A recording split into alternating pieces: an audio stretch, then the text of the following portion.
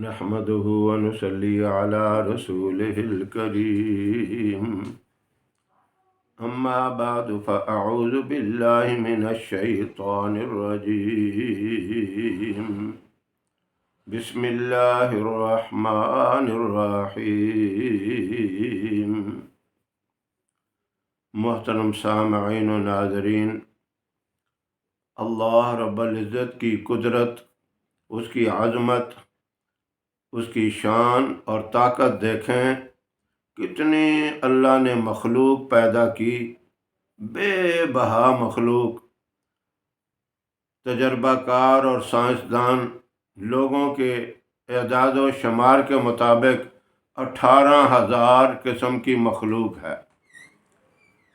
ہو سکتا ہے اس سے بھی زیادہ ہو، جو ان کے تجربے میں بات آ گئی، ان کی سمجھ میں، ان کی کوشش، محنت اور جد و جہد سے پتہ چلا کہ 18,000 قسم کی مخلوق ہے۔ اور ان ساری مخلوقات میں سے سب سے اعلیٰ اور سب سے افضل مخلوق انسان ہے۔ انسانوں میں اللہ رب العزت نے اپنے نبی پیدا کیے۔ 1,24,000 کم و بیش نبی جتنے بھی ہیں، سارے کے سارے انسان تھے۔ اور جو سارے نبیوں کے سردار ہیں، ساری امتوں کے سردار اور ساری مخلوق کے سردار، فرشتوں کے بھی سردار، وہ بھی انسان۔ سرکار دو عالم، سرتاج الانبیاء، محبوب رب العالمین، وہ انسانوں کے بھی سردار۔ یعنی کہنے کا مقصد یہ ہے کہ انسان کو اللہ نے سب سے اعلیٰ اور افضل بنایا۔ اور پھر انسانوں میں کون سی چیز عظیم ہے، کون سی ایسی چیز ہے جس سے بندے کی پہچان ہوتی ہے؟ وہ ہے انسان کا چہرہ۔ انسان کا چہرہ ایسا عظیم ہے کہ فوراً بندہ دیکھ کے کہہ دیتا ہے کہ یہ فلاں بندہ ہے۔ اب اتنی مخلوق، ہر ایک کا چہرہ آپ کو مختلف، منفرد نظر آئے گا۔ اگر دو بھائی بھی ہیں تب بھی ان کے چہروں میں تھوڑا بہت فرق نظر آئے گا۔ پہچان لیں گے یہ فلاں بھائی ہے، یہ فلاں ہے، یہ چھوٹا ہے، یہ بڑا ہے۔ اگر وہ جڑواں بھی ہوں تب بھی آپ کو پتہ چلے گا کہ یہ اور ہے اور دوسرا اور ہے۔ چہرے سے پہچان ہوتی ہے۔ یعنی انسان کی پہچان کے لیے سب سے افضل چیز وجود کے اندر جو ہے وہ اس کا چہرہ ہے۔ تو اس چہرے کو صاف ستھرا، شفاف رکھنا یہ بھی بڑا ضروری ہے۔ بندہ جب وضو کرتا ہے تو اس میں بھی چہرے کو دھویا جاتا ہے، جسم کے باقی اعضاء دھوئے جاتے ہیں، ہاتھوں کو کونیوں تک دھوتے ہیں، پاؤں کو دھوتے ہیں۔ اور نبی کریم صلی اللہ علیہ وسلم نے فرمایا، میں اپنی امت کو جب حوض کوثر پہ میرے سامنے آئیں گے میں ان کو پہچان لوں گا۔ اللہ اکبر! کتنی بڑی بات ہے! کتنی مخلوق اور کتنے امتی 1400 سال پیچھے چلے جائیں، صحابہ کرام سے لے کر آج تک، اور آج کے بعد قیامت تک آنے والے جتنے آپ کے امتی ہیں، آپ صلی اللہ علیہ وسلم سب کو پہچان لیں گے۔ وہ کیسے پہچانیں گے؟ صحابہ نے پوچھا، یا رسول اللہ اتنی مخلوق میں سے کیسے پہچانیں گے؟ آپ نے فرمایا، ان کے وضو کے اعضاء چمکتے ہوں گے، میں اس طرح ان کو پہچان لوں گا، مجھے وضو کے اعضاء چمکتے نظر آئیں گے۔ تو یہ اتنا عظیم وجود کے اندر حصہ ہے چہرے کا۔ اب اس چہرے کو ہم نے صاف اور شفاف رکھنا ہے۔ یہ مختلف قسم کی کریمیں جو استعمال کرتے ہیں، پاؤڈر استعمال کرتے ہیں، ان سے چہرہ صاف اور شفاف نہیں ہوتا۔ ہاں، کچھ ایسے نسخے بھی ہیں، حکماء بتاتے ہیں۔ اب وہ تو حکیم بھی نہیں رہے، پہلے تو حکیم بھی اتنے ماہر اور اتنے قابل ہوا کرتے تھے. میں آپ کو ایک حکیم صاحب کی مختصر بات کر کے پھر اپنے مقصد کی طرف آتا ہوں. ہندوستان میں ایک حکیم تھے اور آنکھوں سے بھی وہ نابینا تھے. ان کی یہ خاصیت تھی کہ وہ مردوں کی نبض تو دیکھتے تھے لیکن کسی عورت کی نبض نہیں دیکھتے تھے. ویسے ہی پوچھ کر وہ نسخہ لکھ دیتے، نسخہ تجویز کر دیتے اور کہتے کہ اس سے شفا ہو جائے گی. اب دہلی کے راجہ جو بڑے مشہور و معروف تھے، ان کی والدہ بیمار ہو گئیں اور راجہ صاحب خود حکیم صاحب کے پاس اپنی والدہ محترمہ کو لے کے گئے. کہنے لگے حکیم صاحب میری والدہ کو دیکھیں، چیک کریں. تو انہوں نے نسخہ بتا دیا. راجہ صاحب کہنے لگے نہیں، میں نے اپنی والدہ کو صحیح طریقے سے چیک کروانا ہے، آپ ان کی نبض دیکھیں. بہت زور لگایا لیکن حکیم صاحب اس بات پہ راضی نہ ہوئے. انہوں نے کہا میں ہرگز نہیں دیکھوں گا نبض. جب بہت زیادہ اصرار کیا راجہ صاحب نے تو حکیم صاحب نے کہا ایسا کرو، اپنی والدہ محترمہ کے ہاتھ پر یعنی اس کلائی کے اوپر دھاگا باندھ کر ان کو دوسرے کمرے میں بٹھا دو، دور مجھ سے بٹھا دو اور وہ دھاگا مجھے دے دو. اب وہ راجہ صاحب بھی بڑے سمجھدار تھے. انہوں نے ایک بلی کی ٹانگ کے ساتھ دھاگا باندھ دیا اور حکیم صاحب کو دھاگا پکڑا دیا. اب حکیم صاحب دھاگے کو مروڑ رہے ہیں، دیکھ رہے ہیں، کانوں کے قریب لے جا کے مروڑ رہے ہیں. آخر انہوں نے کہا کہ اس مریض کو 3-4 چوہے کھلا دو، یہ ٹھیک ہو جائے گا. یعنی اس طرح کے حکیم ہوتے تھے.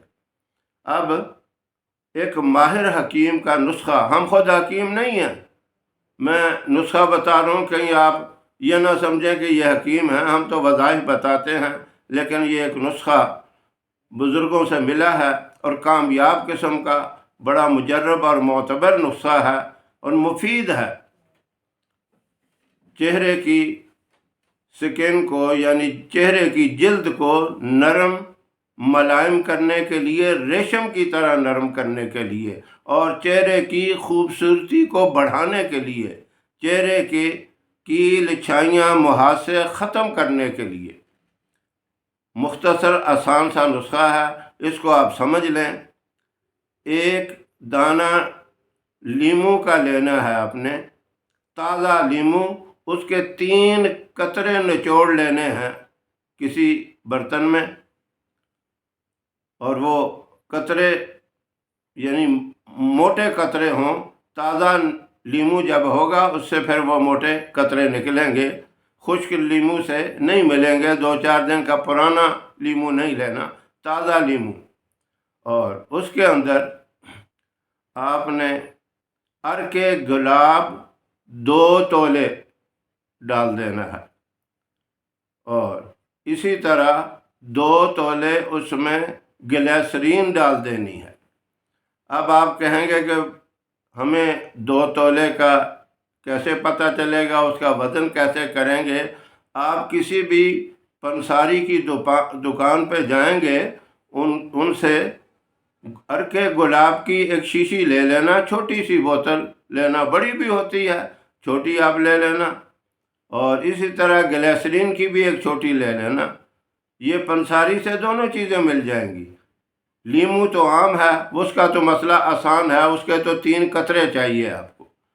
اب حکیم صاحب سے کہنا کہ اس شیشی سے ہمیں 2 تولے عرق گلاب علیحدہ کر دو، ساتھ ایک خالی شیشی لے جانا، اس میں 2 تولے عرق گلاب اس شیشی میں ڈال لینا. اور اسی طرح گلیسرین کا بھی دکاندار کو بتا دینا کہ 2 تولے اس شیشی میں ڈال دے. ان کو دونوں کو مکس کر لینا اور گھر آ کے اس میں 3 قطرے لیمو کے رس کے بھی ڈال دینا. اب یہ تیار ہو جائے گا، اس کو اچھی طرح ہلا لینا، مکس کر لینا. اس کو آپ نے دن میں 3 مرتبہ چہرے پہ لگانا ہے، ہاتھوں پہ لگا کے ہاتھوں کو مسل کے چہرے کے اوپر لگا لیں۔ صبح فجر کی نماز کے بعد، پھر ظہر کی نماز کے بعد، اور رات کو عشاء کی نماز کے بعد یا سوتے وقت لگا لینا۔ یہ عمل آپ نے صرف 10 دن کرنا ہے، لیکن اس کے ساتھ ایک وظیفہ بھی میں بتاتا ہوں، اگر وہ بھی ساتھ کر لیں گے پھر یہ سمجھ لو کہ سونے پہ سہاگا ہو گیا۔ جب آپ کا یہ نسخہ تیار ہو جائے، لگانے سے پہلے آپ نے 41 مرتبہ اس کے اوپر پڑھنا ہے، مسلمۃ اللہ شیعۃ فیہا۔ یہ سورہ بقرہ کی آیت نمبر 71 کے 71 کے الفاظ ہیں، مسلمۃ اللہ شیعۃ فیہا۔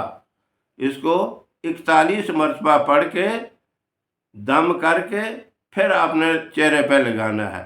جب بھی لگائیں گے یہ 41 دفعہ پڑھ کے دم کر کے لگائیں۔ صبح جب لگائیں، فجر کے بعد تب بھی 41 دفعہ پڑھ کے، ظہر کے بعد جب لگائیں تب بھی 41 دفعہ پڑھ کے، اور رات کو عشاء کے بعد جب لگائیں تب بھی 41 دفعہ پڑھ کے۔ یہ عمل آپ نے 10 دن کرنا ہے اسی طرح، اور 10 دن کے بعد پھر آپ نے صرف ایک ٹائم رات کو سوتے وقت اپنے چہرے پہ اس کو لگانا ہے۔ رات کو بھی آپ نے اسی طرح 41 مرتبہ پڑھنا ہے، مسلمۃ اللہ شیعۃ فیہا۔ اس کے اول آخر درود پاک اگر آپ پڑھنا چاہیں ایک ہی دفعہ پڑھنا، کوئی بھی درود پاک پڑھ لیں، لمبا نہیں پڑھ سکتے تو صرف اتنا پڑھ لیں، صلی اللہ علیہ وسلم۔ یہ پڑھ کے آپ 10 دن اس طرح لگائیں، 10 دن رات کو لگائیں، اور انشاءاللہ آپ کا چہرہ نورانی، کیل مہاسے چھائیاں اگر ہوں گی وہ چیزیں بھی ختم ہو جائیں گی، اور چہرے کی جلد نرم ملائم اس طرح ہو جائے گی جس طرح ریشم ہوتا ہے۔ یہ 20 دن کا عمل ہو گیا۔ 10 دن تو تین ٹائم لگانا ہے، اور پھر 10 دن ایک ہی ٹائم رات کو، اور اس کے بعد آپ جب ضرورت سمجھیں لگائیں، استعمال کریں۔ 2-4 دن کے بعد کر لیں، روزانہ کریں، پھر آپ کی مرضی ہے، کوئی پابندی نہیں۔ بہت ہی مجرب اور بہت ہی مفید نسخہ ہے، اور اس کے اوپر جب یہ پڑھا جائے گا اور زیادہ اس کی طاقت بڑھ جائے گی، فائدہ اس کا زیادہ ہو جائے گا۔ ایسے لوگ جو اس معاملے میں پریشان ہیں کہ ہمارے چہرے کے داغ دھبے، کیل مہاسے یہ ختم ہی نہیں ہوتے، اگر جسم کے کسی اور حصے کے اوپر بھی دانے ہیں، کوئی زخم ہے، آپ اس کے اوپر بھی یہ لگا سکتے ہیں، انشاءاللہ فائدہ ہوگا۔ مردوں کے لیے بھی فائدہ ہے، میری محترم ماؤں، بہنوں اور بیٹیوں کے لیے بھی یہ مفید ہے۔ اللہ ایسے لوگوں کو جو اس تکلیف میں، پریشانی میں مبتلا ہیں، یہ نسخہ کرنے کی توفیق عطا فرمائے۔ وآخر دعوانا ان الحمد للہ رب العالمین۔